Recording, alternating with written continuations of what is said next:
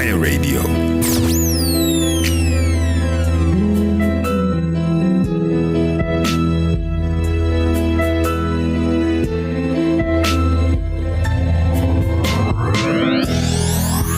Fire burning in my soul.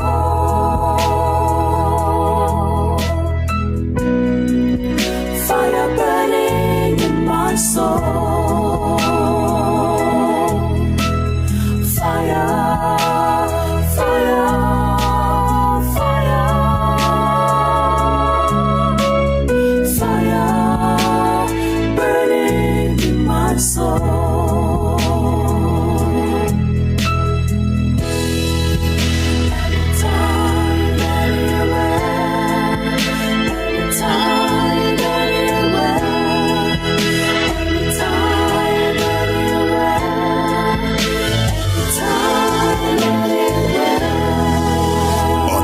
Radio. Anytime, anywhere. Good afternoon, everyone. Afternoon. We are definitely in the evening time. Good evening, everyone. You are locked in to Academic Crossroads live here on Fire Radio. I hope everyone has had a blessed day. Thank you all for joining me today. Today we are looking at the future of education.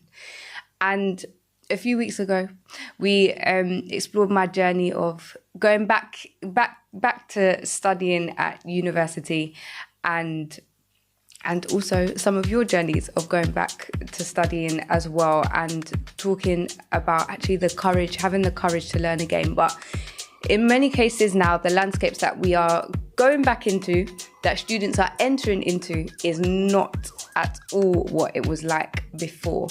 And so with the landscapes changing, we are going to be delving a little bit into the future of education and where we think we will be in 2035. So stay tuned and stay locked in. Please make sure you share. Please make sure you share. Share the link, spread the word, and I'll be back with you in just one moment. On Fire Radio.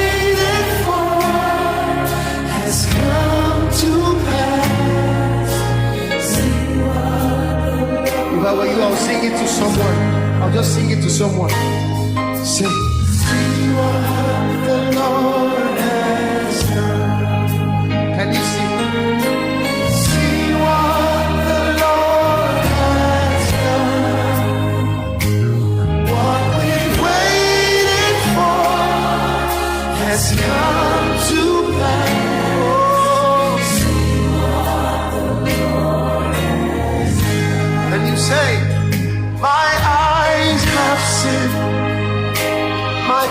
ears have heard. I have seen what the Lord has done. The baby I've been waiting for, He has brought it to pass. Hey, see my eyes, see my Samuel. Hey.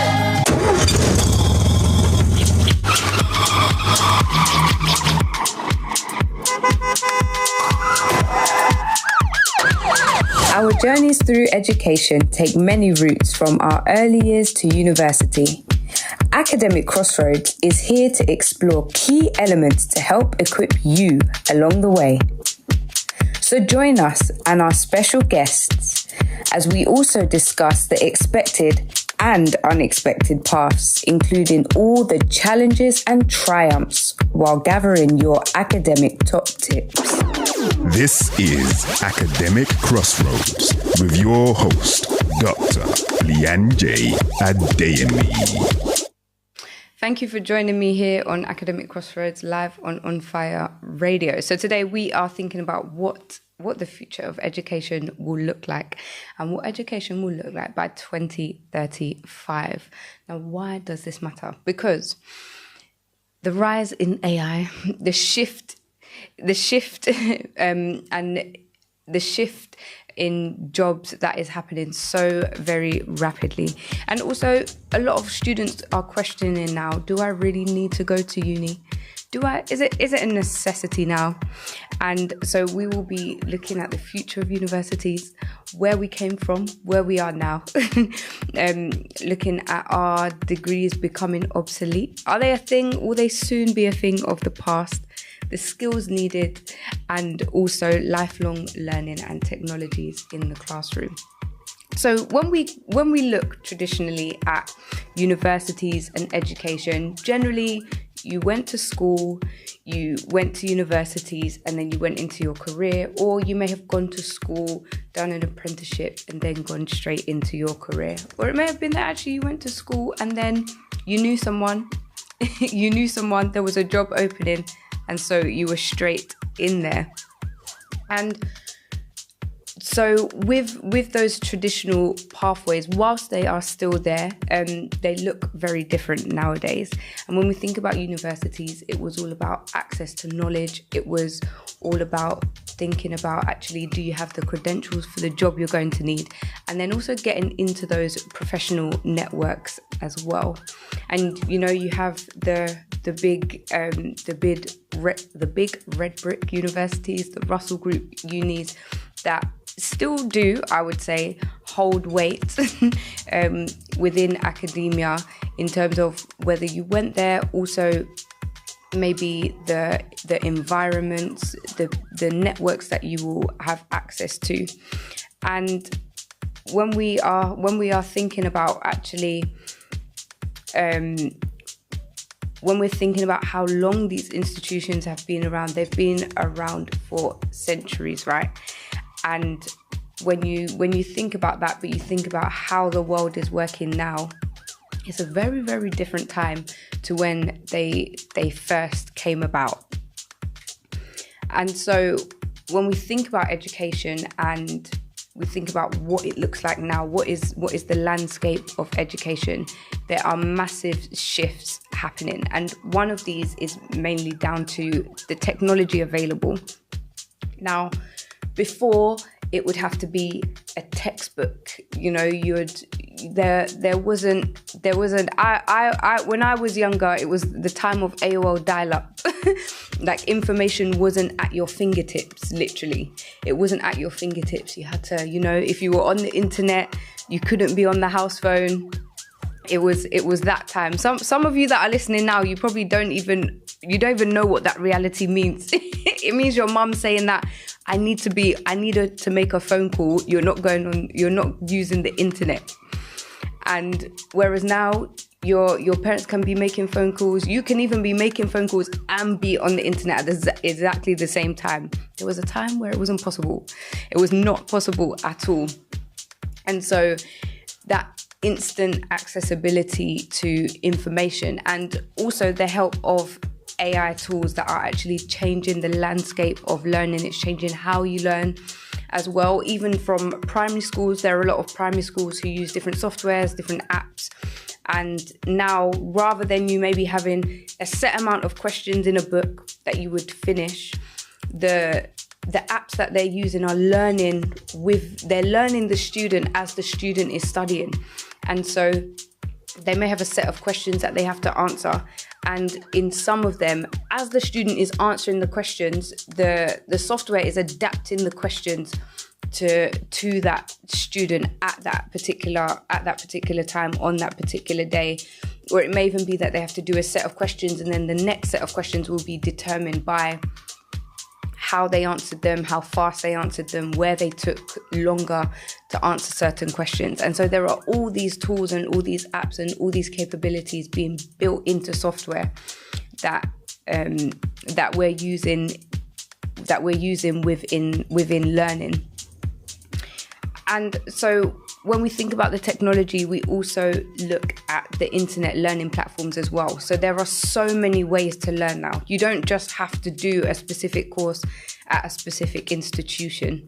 You know, you don't just have to do the courses that you're studying for your A-levels or that you're doing for your GCSEs, because you can find a lot of these online courses around now. You can find a lot of courses online that you can just sign up to, do it online alongside whatever else you're doing. You don't have to attend in person. You can watch the videos as many times as you want. You have unlimited access, lifetime access. That's how it's termed, isn't it? Lifetime access to the information that's actually being put out there. And so it's not something that once you've done it, that's it. You don't have access to that textbook anymore. You don't have access, to the information or the tutors, because actually many times if it is online, you can just replay it. You can go back to it. You can come back to it in a few years' time. And so the platforms actually that are there for us to learn have expanded far beyond just being in a classroom. And then there's also the shift in what happens after. So generally it was that you went to school, you went to uni, then you got a career, or you went to school and then you did like an apprenticeship into your career or something. But actually the job market is changing. There are some jobs now that were around before. No, there are some jobs that were around before that are no longer around. And there are some jobs opening up literally probably today that have never been around before.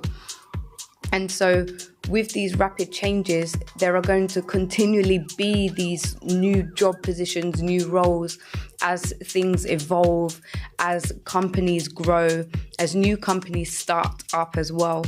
And so with these massive changes in the job market, actually the skills that are going to be needed are going to vary. And some skills that were needed before, maybe they're actually becoming a bit more redundant because AI could do it or a robot could do it. But there are new skills that are required with these changes. And so you may have like a circle of skills that are not as utilized, but then this new influx of skills as well. So so there's a massive change in the job market, and all of these things are impacting and disrupting education in the way that it has traditionally been engaged with. So good evening, Nikki. Good evening, Christelle, Kyle, Cesar, Mama Val, Celso, Stephanie, Mama Nobu, Mercy, Nigel. Thank you all for tuning in with us this evening, where we're discussing the future of education and thinking about where education will be in 2023. So if you do have any questions or you have any thoughts, please do drop them in the chat, and we'll get to them as we go through the show. So a big question, and one that has come up come up a lot recently is, will universities still exist? Now, the landscape of universities is changing rapidly. There was a massive shift during COVID, post-COVID, and alongside all of this, with the advancement of technologies and careers changing, there is the big question around, will universities still exist? And I think it's a good question. It's a good question, with a lot of students looking for other options now, and university may be a requirement for some. If you're doing, of course, for example, if you're doing medicine or dentistry, and so university is your route in, and universities allow courses to be accredited. And so those going into those fields where they are required, they actually have a standard that they have to meet before they can graduate and before they can go directly into the field. And when we're thinking about universities, they still offer that academic structure. They still allow research. Many of the research you would have read, you would have used in your courses, in any coursework that you would have done or something like that. Then actually a lot of the research comes out of universities. It's lecturers, it's research assistants, it's postdoctoral students, it's PhD students doing a lot of this research. It's a lot of maybe like companies and stuff that are partnering with universities to be able to get this done, ensuring that it upholds their ethical standards as well. And so a lot of the research that is actually informing practice and informing how things are done in a lot of different areas is being conducted within universities. And so I think that's a foundational pillar that is still very necessary and still very, very important as well. At universities, you know, when you go to university and in some ways, well, in a lot of ways, there's a lot of things that you just wouldn't know. I think when you go from GCSEs to A-levels, there's that jump to independence, right? Definitely in terms of your learning. And then when you go from A-levels to universities, there's another jump to independence. There's another jump to independence in terms of your learning, your time management, and the depth that you have to know your field, know your area that you're studying. And so that depth, that academic depth that you have to go into, understanding the theory, understanding the practical application of that theory, gathering your own thoughts, your own questions. I think university is such a degree, should I say? Maybe a degree is the right way to term it, but a degree is a really, really good way for you to actually gain that academic depth and explore it, and have others that are doing the same for you to bounce ideas off. It comes again into having those networks available around you. And it's good to talk. It's good to discuss thoughts. It's good to have people doing the same thing that you're doing, so you can gather insights. But then you've also got access to people that are more experienced, your lecturers, those that are maybe, if you're in first year, those that are in second year, those that are in third year. And so you have those that are a bit more experienced with the content, a bit more experienced in the field, who can maybe challenge your perspectives, who can open your eyes to new perspectives, you know. And research is being done all the time, and it's helping steer those new ideas as well. And like I mentioned as well, university offers great networking opportunities.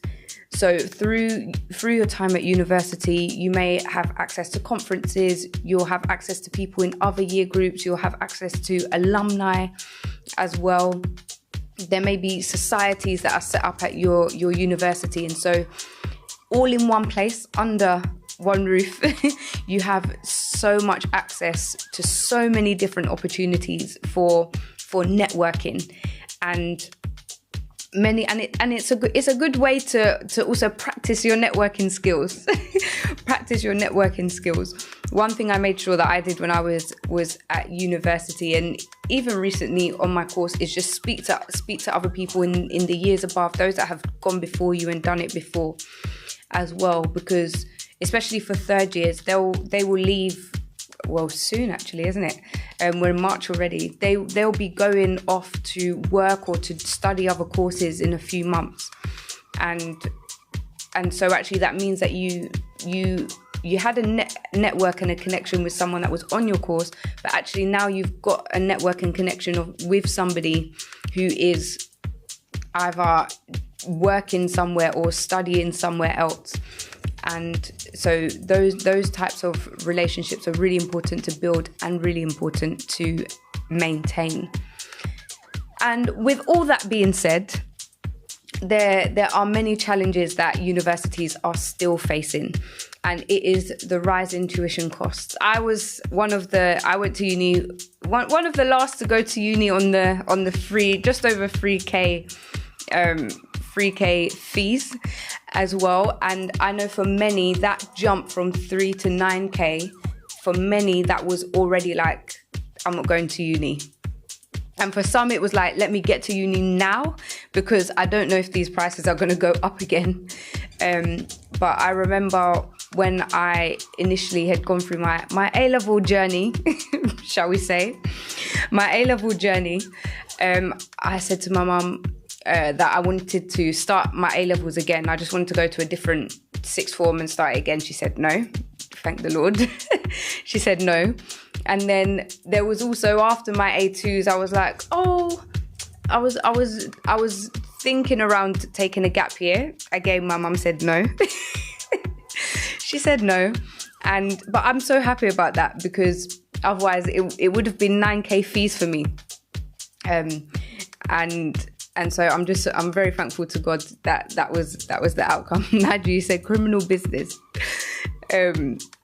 And so there are raising tuition fees, especially for international students as well. Prices were already a lot higher than well, if you're studying here in the UK, there was the home student fees, and then there were the international student fees.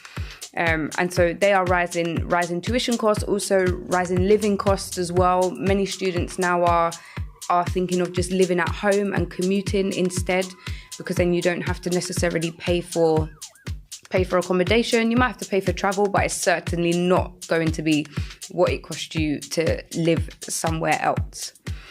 And then we also see that, actually, like I mentioned earlier about the online learning. Now, some people, what maybe they would have had to go to university to learn through a whole degree, they are able to actually access that online. And there are some models like the Open University and other universities also that actually do solely remote learning. And so with this, there's the challenge of going to your university, having to be in class certain dates, or doing an online course where you can actually either, in some instances, just run through the content in your own time. And other courses, it may be that you have to attend webinars, attend lectures online, but you can do it from the comfort of your own home. And so in some circumstances, that may be more appealing. That may also be more practical as well. It may also be a practical thing to do. And as we have seen as well, there's been a slight shift. So a lot of the time before, maybe there was more of a rhetoric of, you have to go to like a Russell Group uni to make sure you get a good job. And whilst I think that Russell Group unis do still hold their weight, they are still holding their weight. But now a lot of employers will look and see, okay, but have they got the skills? Yes, you went to a Russell Group uni. Yes, maybe you got a first class degree, but do you have the skills to actually carry out the job? Can you communicate with others? You know, can you critique? Can you look at things critically? And so these skills are really highly regarded. across the board. And if you tuned into our transferable skills series, then you would have heard all about those.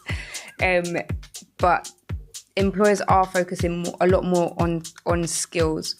And so I think universities are getting a massive challenge there as well. So I think in the long term, there won't be a disappearance of universities altogether. Definitely not. They are still necessary and still worthwhile going to if it aligns with what you're set to do. But I do think, and we did have this question raised last week as well, I do think there is something in the way in which things are done, and there needs to be some transformation in universities' approaches to learning, approaches to assessment as well, and, you know, flexibility with delivery of programs, and then also within that in terms of attending remotely but also attending in person, and also the durations of courses. So that is something that is in the work. So Nigel, you've said the game has changed, experience over institution, right? Because I think also a lot of the time, if you had a company, you would want the person that you're employing to be able to do the job. And so even when you're, you would want the person to do the job over maybe having gone to this really prestigious university, because at the end of the day, you've got to get that job done they've got to get the job done that you're employing them for, right? And so when you think about the institution as well, there is something about how they got there as well, because when you think about the institution, it's not just they had to still apply, they still had to get the grades, they still had to do the assessments. So there still is something in someone going to certain institutions, and it may not necessarily be a Russell Group uni, it may actually be looking at which course is best for that, or which university is best for that particular course as well. And so there is something still in that, I think, but overall you want them to be able to do the job. And so that's also why for some employers, they will definitely take skills over actual experience in the field, or familiarity with the field, because someone can quite quickly learn a field. You can, quite quickly learn rules and regulations within a field. You can quite quickly learn how the processes and protocols. But if you need someone to be on a project tomorrow that needs to be able to manage stakeholders, manage grants and stuff, or manage finances, if they've got those management skills already, you can just teach them the rest. Whereas if they haven't got the skills, but maybe they've been in and around the field, you're going to then have to take the time to train them up on those skills. And so sometimes the experience with those skills can actually trump you being in and around the field. So when you're applying for those jobs, don't be put off because you've never worked in the field. But if you have the skills that can be transferred over, then just apply. I would definitely encourage you, just go for it, just apply, and tailor your application. So yeah, making sure that. So I think universities still will stand firm, But then also there are the considerations about how that needs to be transformed. So thinking about the landscape of where we are at, thinking about the rise in AI and technologies, and the transformation of the careers landscape. We will be looking at skills students will need for the future right after this, and I'll be back with you.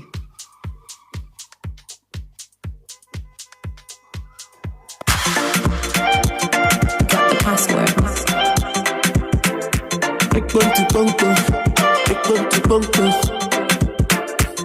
You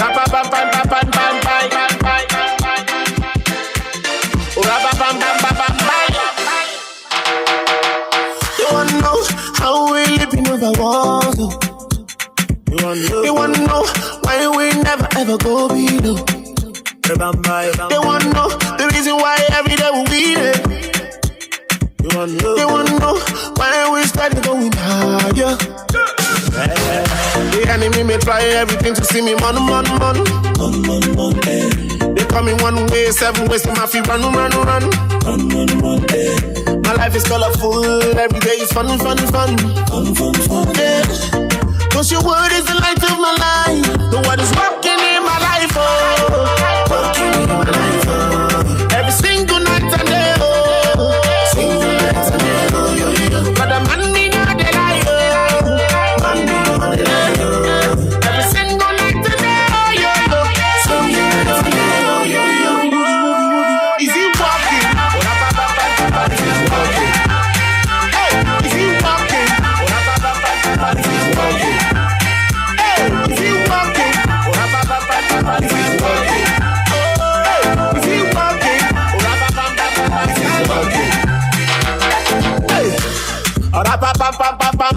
Yeah, what is walking this month, I know. I will say it everywhere that I go. In a song, in a movie, in a dance. Lord, your word is steady on blast. Okay, alright. The enemy may try everything to see me money. They come in one way, 7 ways to my feet run. My life is colorful, every day is fun. Yeah. Cause your word is the light of my life. The word is working in my life, oh.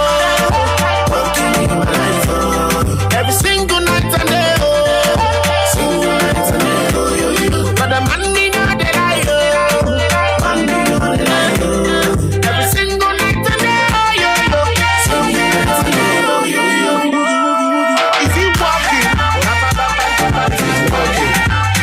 Hey, is he walking? Is he walking? Hey, is he walking? Is he walking? Hey, is he walking? Is he walking? He's walking. Yeah, what is walking this month, I know. He's walking. I will say it everywhere that I go. He's walking. Lord, your word is steady on blast. He's walking. On Fire Radio. So thank you all for joining me. I'm looking at the time. We do not have a lot of time left. So we will get through what we can of the last part of today's episode, focusing on the future of education. So when we look back over the education model, and it's like you do your education, and then you work for what I guess if you finish around 20, or if it's 16 then obviously more, but you might work for 40, 50, 60 years or something before you can retire. We know that retirement age is shifting swiftly, but that's how traditionally things have been done. But actually, as we all know, learning is consistent. And even back then, I say back then, not that many years ago, but we see that actually learning is consistent, is continuous. You're always learning. Even when you start a new role or something like that, or you start a new company, there's still things to learn, right? And nowadays, whereas before it was very much you worked in one company and you would stay there for your whole working career, I guess, and it may be that you moved around roles and stuff, but now there's transitions from company to company. People transition roles. I know people that even in their 40s have gone back to university to learn a completely different skill. So they originally did accounting, and then they went and did sports therapy at uni, and then went into a career of sports therapy, even in their 40s. So it's never too late. But you can transition careers now more than you could before, and it's more accessible, it's easier to do. All you have to do is submit your application form online, write about your transferable skills, and then you can potentially have a new job. And then when we're thinking about actually how learning is being done, there's online workshops, there's training as well in your workplaces. You know, you can do courses now that are a few weeks long at a time, a few months long at a time, rather than these year, 2 year, 3 year long courses. And many people also go down the professional certification routes, which are accessible in and available in some fields. And so the need for going through more traditional formal education isn't as much of a necessity now as it was before, because of all of these other routes. And even if you do go to do a degree, you can do a degree apprenticeship, and so you can work and study at the same time. And so with this being said, it's really important for us to build and develop our skills as we go, you know, because actually you can't hold on to just the fact that you went to a certain university anymore. You can't hold on to the fact that you did a certain course accredited by a certain company or a certain organization. And so actually building up your skill set is so pivotal. Is so pivotal now for you now, and actually across the lifespan, you know, lifelong learning, because you never know the skills that you're building in your A levels, the skills that you build up at university, they can still serve you in your latter years as you go. And especially when you're building up the skills, if we're thinking about the future, we know AI is already here. We know that classrooms are changing. We went from having blackboards and chalk to interactive whiteboards to having iPads in classrooms, you know, and so technology is really, really shifting things across the board. So if you are a parent, I think it's pivotal for us to understand actually what is being used in our children's classrooms, the things that they're watching, the things that they're engaging with, the apps that they're using, and to actually have an idea of how things are changing, so that actually when they then get home, we can facilitate learning in a way that we would like it to be. We would like it to be, but also not being like ignorant and not having that awareness of actually what they're doing in school. So making sure that we're having those conversations, asking those questions at parents' evening, reading the school newsletter, because I realized especially this academic year, I realized that there's so many things in the newsletter, and while some things are very like they've said it in black and white, other things might be that the photos that they actually put in the newsletter of the things that the children have been doing, and you can really gain insights. And some schools, they may have like a parent access portal or something like that, where they upload pictures and of activities the children have been doing. It may be that they, you know, provide updates through those different avenues. And so actually just have a glance, if you haven't already, have a glance and have a look and see what your children are actually up to. Because also sometimes it can also inspire you to do some of those activities at home. Because some of them are very quick, they're quite easy to do. And so it can give your child that sense of like learning isn't just for at school. We don't just do this at school, but actually it's something that we do at school and we do it at home as well. So if you're a parent, make sure you're utilising those avenues. But when we think of now how things are being done, and we think of things like ChatGPT, and there's not just ChatGPT, right? There's loads of other ones, but there are massive benefits. You know, you can learn so much using these tools, and you can create like your own, I guess, your own personalized like tutor. If you're in business, there's ways that you can utilize it for that as well. You know, speaking to having one of our previous guests, they were discussing about actually a student was using AI to mark their assessments because it could do it quicker than their teacher could do it. And so I think there are definitely benefits in using these tools. And like I mentioned earlier about the app, where actually as the child is doing the maths, the app itself is adjusting and adapting and getting harder where it needs to, getting easier where it needs to, and providing new questions all the time. And so there's definitely benefit within these. However, we come against massive challenges as well. That being academic integrity, being one of the major things.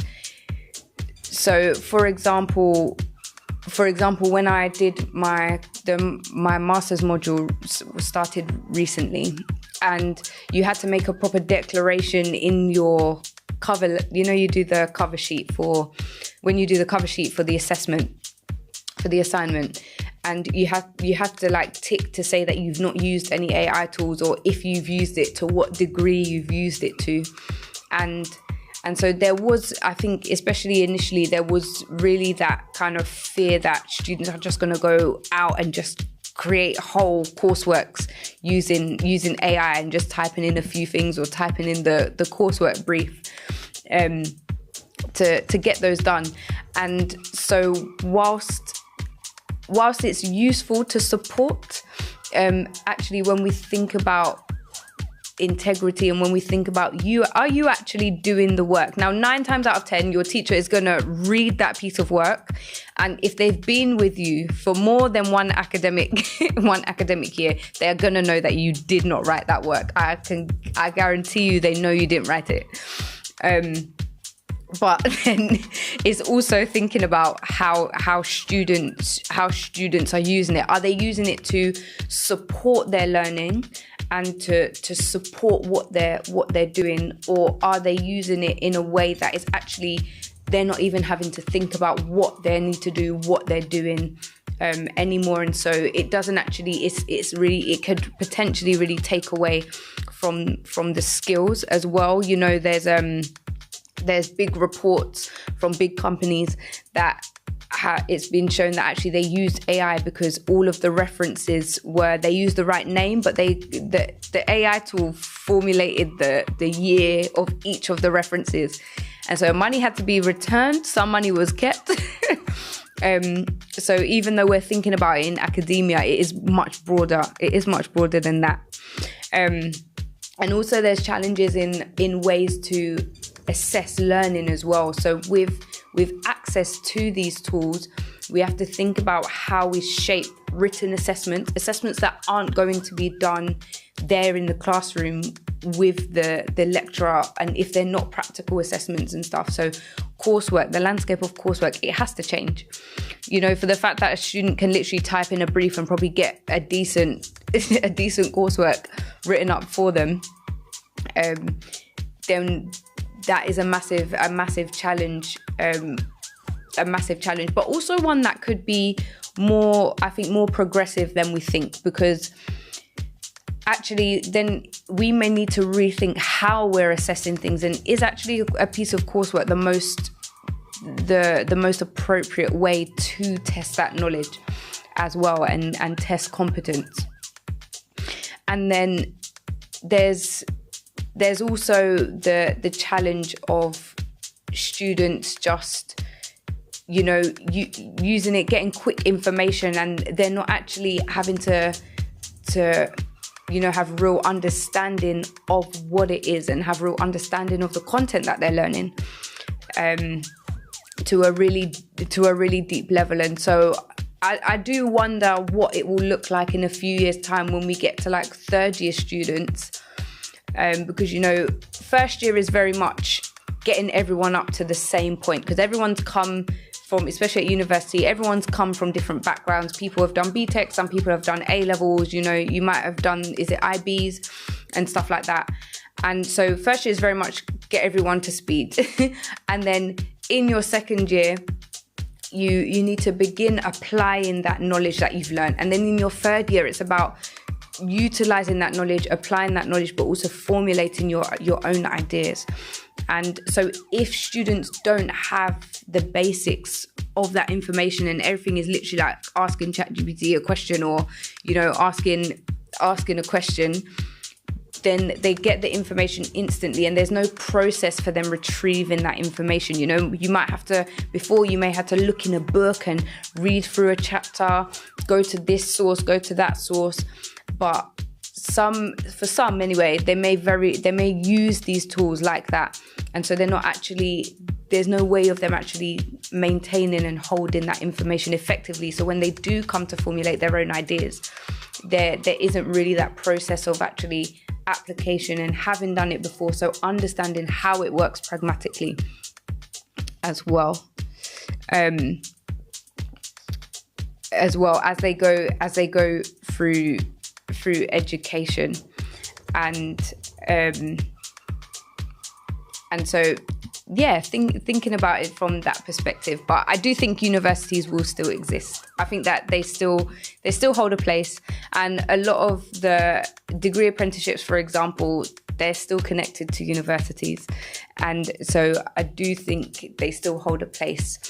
But with the transformation of the landscape,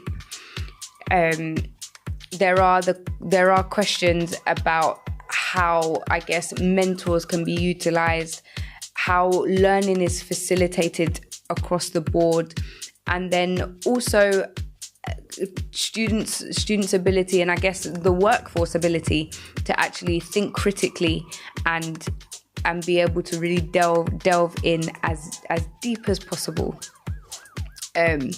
So I'm looking at the time and we are out for today. But thank you all for joining me here on Academic Crossroads. Thank you for tuning in. Thank you for your contributions. So Nigel, you've said also good for personal development courses and have your employer pay for you to get upskilled. Chin, you've said, I think the future of education will be interesting because of AI. If we all have intelligence in our pockets, e.g. ChatGPT, education may move from what we know, intelligence, to how to use these tools, agency. Yeah, so Chin, I think that is that is a very important factor. It may even be that actually, like using all of these tools actually become like a staple module across the board on every course because they are going to be so well used probably by students, and so you have to get a bit ahead of the game and do that. So whilst the landscape is changing, there is still major opportunities to be grabbed. So if you are thinking about going back into education, have a read, have a look into what you want to do. Consider where the landscape of education is going, where the landscape of the career path you would like to enter into or shift to is going as well. Don't look at it for what it is now, but look at it for where it will be in the future. And make sure you are considering all your options. So please share the episode once we finish, and share your thoughts and your feedback. And don't forget to subscribe to the channel so that you can get all the updates on when we will be here next. But I've been your host, Dr. Leanne J, and you've been tuned in to Academic Crossroads. So thank you for joining me.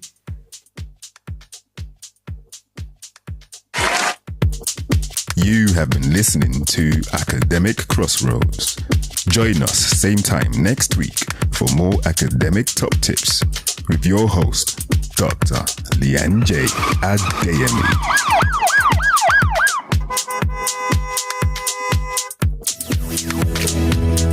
On Fire Radio.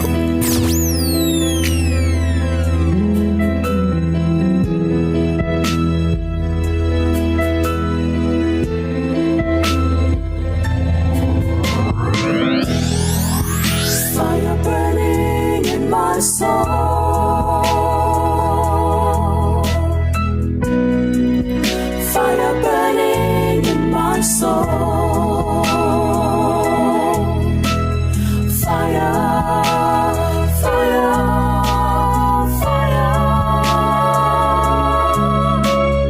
Fire burning in my soul.